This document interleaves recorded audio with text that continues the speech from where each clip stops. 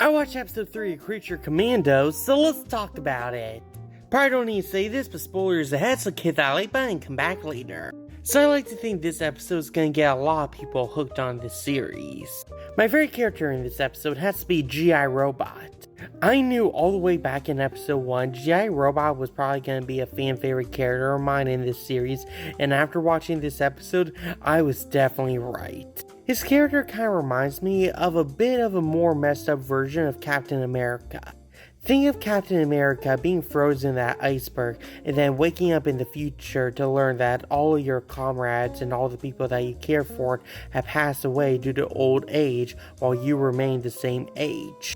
But only this time, you have no idea that you are actually in the future and you still believe that all of the people that you fought beside in the war is still alive. Honestly, that's pretty tragic to think about. So just like with the previous 2 episodes, this was a pretty fun episode.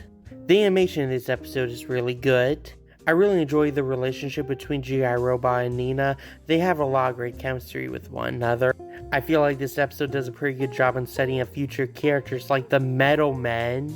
I'm really enjoying the storytelling for this version of the DC universe for its world building. Like, as I mentioned before in my previous Creature Commandos review, the main problem the MCU had with its world building is that it took multiple movies in order to build up on how this normal world became so bizarre. But in the DCU, the world just has always been insane and everybody's kind of accepted that fact, but we still get to some origin stories within the DC universe that we don't need multiple movies to build up to.